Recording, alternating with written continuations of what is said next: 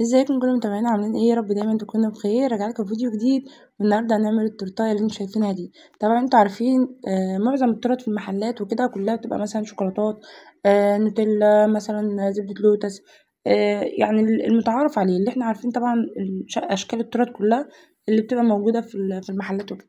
طبعا العميل بيبقى يحب طبعا التجديد، وما يبقاش مثلا لو انت مبتدئه او مثلا فاتحه زينا كده بتعملي شغل مثلا من بيتك كده. ما ينفعش ان انت تبقي عندك حاجة واحدة بس بتعمليها، اللي هي التورتاية التقليدية اللي احنا كلنا عارفينها، اللي هي بتبقى نص شوكولاتة ونص فانيليا، او مثلا زي ما انا قلت لكم مثلا نوتيلا، زبدة لوتس، الحاجات دي.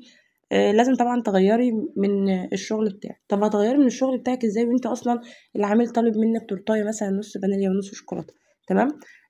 اول حاجة كده لازم تعملي حتى لو في بيتك مثلا تورتايه الشكل اللي انت حباه، او الشكل اللي مثلا الجديد. تمام. تاخدي مثلا من بنترست، بالنسبه طبعا اللي كانت بتسالني بتقول لي انت بتقولي على البرنامج البنترست تدخلوا على متجر بلاي اللي هو بتنزلوا منه البرامج والالعاب والحاجات دي. تكتبي بنترست هينزل لك البرنامج ويكون موجود معاك على التليفون. خلاص كده في شكل مثلا عجبني وكده وحابه ان انا اعمله او شكل جديد وكده، بعمل تورتايه وبنزلها عندي على الجروب. فطبعا الناس بتشوف الشكل وكده والحاجه الكويسه. خلاص حبت الشكل، خلاص بتبتدي ان انت تغيري في الشغل بتاعك وكده. اول حاجه كده احنا هنعمل النهارده تورتايه مقاس 20. بعملها طبعا ب3 بيضات و300 جرام من الاسبونج. انا بستخدم اسبونج دريم وريتهولكوا قبل كده، الشوكولا الرصاصي. بستخدم محسن جيل بونو. اهم حاجه يا بنات المحسن يكون بصوا شفاف. لو كان ابيض طبعا مش هيشتغل معاكي، مش هيخلي الاسبونج مرتفع معاكي. عندك عجان تضربي 300 جرام اسبونج مع 3 بيضات، معلقه محسن جل، وربع كوبايه من الميه، والفانيليا سواء بودر سواء سايله. ده ماشي وده ماشي. تمام. اللي كانت طبعا بتسالني بتقولي انت ليه تضربي بالكف وما بتضربيش بالشبكه؟ والله بصوا انا بضرب بده وبده، لان انا اول ما انا جبت العجان، بعد ما انا جبت العجان بسنه كده، الشبكه بتاعت العجان بتاعتي اتكسرت. فانا جبت واحده ب1000 جنيه، يعني الشبكه جبتها ب1000 جنيه، لان الشبكه فيها قطعه فوق بلاستيك غير الكف كله صب في بعضه كده. فيعني ايه، شوفوا بقى اللي يعني خايفه عليا شويه. تمام. فانا بشتغل بدي وبشتغل بدي، فدي بتدي نتيجه ده على فكره، مش ما فيش فيها اختلاف ولا حاجه. خلاص كده فحطيت ده كله في العجان، ضربت الاسبونج بتاعي. يعني بصوا اللي بيقولك بقى تقعدي ربع ساعة تضربي في الاسبونج 10 دقايق، بصوا هما من 4 ل5 دقايق بالكتير في العجان. لان انت لو طبعا سبتي الاسبونج بتاعك يتضرب زيادة عن اللزوم، بصوا هيسيح معاكي في العجان. يعني مش هيبقى مثلا القوام بتاعه متماسك كده زي ما انتم شايفين. بنزله في الحلاق هتلاقوا القوام بتاعه عامل زي المية كده، مش متماسك. خلاص.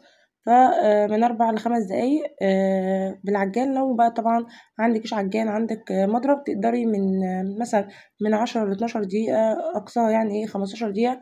بس طبعا ان شاء الله انزل لكم الفيديو اللي انا قلت لكم عليه، ان انا بضرب بالمضرب، واوريكم بقى طبعا الفرق، واوريكم الوقت كل حاجة في الفيديو ان شاء الله. تمام كده. انا طبعا كنت مشغله الفرن بتاعي على درجه حراره متوسطه، انا بدخل الحلل على درجه حراره متوسطه. تمام. اما السيجان بدخلها على درجه حراره عاليه. حطيت الاسبونج بتاعي، وكنت طبعا مشغله الفرن بتاعي قبل ما اشتغل في الاسبونج، يعني قبل ما اضرب الاسبونج بتاعي بكون مشغله الفرن بتاعي عشان الاسبونج يدخل على درجه حراره عاليه. عايزه اقولك او درجه الحراره المظبوطه. لو انتي دخلت الاسبونج بتاعك على درجة حرارة واطية، الحلل بالذات هتلاقوا فيه فراغات كتير جدا جدا معاكي في الاسبونج. خلاص دي معلومة انا اصلا عملتها. يعني انا عامة لما بكون مثلا في حاجة انا عاملاها وجربتها، انا بقول مثلا انا جربت دي وطلعت مش كويسة معايا. تمام. فهي حصلت معايا قبل كده، كانت الانبوبة يعني بتفضى، فالاسبونج يعني ايه النار هدت على الاسبونج، وانا بعد ما دخلته بشوية، فلما طلعت الاسبونج لقيته فيه فراغات كتير جدا، وتحس ان كله يعني مش زي الاسبونج اللي احنا بنقطعه، مش طبعا زي الاسبونج اللي احنا بنعمله كل مره. تمام. حصلت معايا مره فعديتها، قلت اكيد المحسن زياده شويه او كده. طبعا انا ما استخدمتش الاسبونج ده، كانت رمى. عملت مره بعدها برضو حصل معايا نفس المشكله. انا عليت الزرار و يعني خليته في النص كده، اتاريني معلتش على الدرجة اللي انا محتاجاها. تمام. فده تاني مرة، فاتأكدت طبعا ان هي النار هي اللي عملت كده في الاسبونج. خلاص. ومع ذلك برضك ممكن زيادة الاسبونج، زيادة المحسن برضك بتعمل معاكي فراغات، وبتعمل معاكي هشاشة جامدة جدا، عشان بس ايه تبقي واخدة بالك يعني. خلاص. انا بعد طبعا ما الاسبونج بتاعي طلع من الفرن وسبته يرتاح معايا ساعتين كده، وبعدين ابتديت ان انا طبعا اجلس الاسبونج بتاعي. كان مطلوب مني طبعا نص ونص. انا بجيب الاسبونج ابيض، وبحط معلقه كاكاو اسباني خام لو انا عايزه اقلبه اسبونج شوكولاته. تمام. فانا بعمل نص ونص، اللي طبعا حسب طلب العميل. فجلست التورتيه بتاعتي، هي كانت طبعا طالباها مني نفس الشكل بالظبط. وفي احيان كتير عملاء بيجيبوا لي اشكال، واحنا عايزين تنفذي لنا الشكل ده. خلاص. ف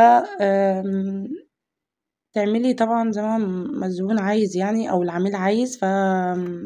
دي حاجة طبعًا تخلّيكِ الشغل بتاعِك متفوّق.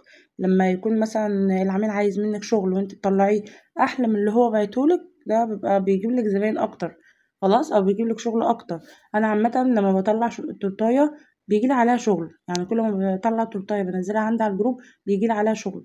فهو الشغل بيجيب شغل، كل ما كان شغلِك حلو، التجهيز بتاعِك كويس، يعني بصوا الفينش بتاعك كويس، التورتيه طالعه 10/10 كده، مفيش فيها غلطه. هتيجي تبص هتلاقوا ما شاء الله يعني عليك اقبال جامد يعني. تمام. طبعا عايزين تعرفوا الوردات دي اتعملت ازاي. انا جبت طبعا كريمه بيضه، حطيت عليها لون لبني او لون ازرق، نقطه صغيره خالص عشان تديكي الدرجه دي. هي كانت محتاجه الدرجه دي. في اسباتيولات، 3 اسباتيولات مع بعض. تمام. في واحده تلاقيها بصوا متساويه، وواحده معوجه شويه، وواحده سنها رفيع من فوق. تمام كده زي ما انتم شايفين كده. عامله زي السكينه كده من فوق، سنها رفيع كده. دي بجيب الكريمه واسحب لبره. تمام. بعمل الشكل واسحب لبره، هتديكي نفس الشكل بالظبط. خلاص كده. والوردات دي اصلا ما بتبقاش يعني بصوا مظبوطه يعني 100%. هي عشان تديكي ايحاء الشكل ده، او مثلا ايحاء الورده اللي مرسومه على التورتايه، تدي شكل حلو قوي قوي بصراحه يعني. هي كانت طالبة وردتين بس كده اللون ده. بس أنا بصراحة حبيت إن أنا أزود حاجة من عندي، يعني حبيت إن أنا حسيت إن أنا لو عملت كمان وردتين كده صغننين أبيض، هتفرق في شكل التورتاية بصراحة يعني. كانت طالبة اللون ده. والتورتاية هابي بيرث داي. وهابي بيرث داي طبعا كان بصوا هو مكتوب مش بالمولد اللي انتوا شايفينه ده. بس انا سألت على الطبعة اللي بتكتب الاسم. ان شاء الله هجيبها وهوريها لكم ان هي ايه، بتطبع لك على الكريمة هابي بيرث داي. وانت بقى ايه بتمشي بكيس حلواني كده فيه كريمة، بتطلع لك برضو نفس الشغل بقى بتوع ايه المصانع بقى اللي هي لان انا خط مش اللي هو قوي في الانجليزي. تمام. اي فيديو طبعا هوريكم الطبعة دي. المهم انا عملت كده الوردتين البيض دولت. فعشان طبعا تحس بقى ان التورتيه كده نطقت معاكي، هعمل بالدست الذهبي في نص التورتيه كده كده. بقى التورتيه اصلا بصوا بقى شكلها تحفة بصراحة يعني. كل ما الحاجة كانت رقيقة، وكل ما الحاجة كانت هادية مفيش فيها شغل كتير، كل ما التورتيه كده يعني يبقى فيها زيادة جمال كده، حاجة كده ما شاء الله يعني. تمام. فزي ما قلت لك، حاولي ان انت تجددي في الشغل بتاعك، هتجددي في الشغل بتاعك يعني ما شاء الله الناس هتعرفك، والناس يعني هيطلبوا منك شغل كتير. تمام. كل ما انت بتغيري في الشكل بتاعك ما يبقاش عندك حاجة واحدة بس. تمام. وطبعا عايزة اشكركم جدا جدا، واشكر كل اللي دخل معاك دي في القناة. بصراحة كلامكم الحلو واللايكات بتاعتكم الحلوة بتخليني عندي دافع ان انا اكمل في القناة دي. تمام. القناة اللي انا عاملاها لسه جديد، ما كنتش متوقعة ان يعني هلاقي كمية الحب وكمية الكومنتات وكمية اللايكات بتاعتكم دي. بس بصراحة انا حبيت القناة دي قوي، فان شاء الله نستمر مع بعض فيها وانزلك كل يوم فيديوهات. عشان حتى لو هتاخدي معلومة بسيطة كده مني تستفادي. وده كان الفيديو بتاعي النهاردة، يا رب بقى الفيديو يكون عجبك. اترككم بقى في رعاية الله، اشوفكم في فيديو جديد ان شاء الله.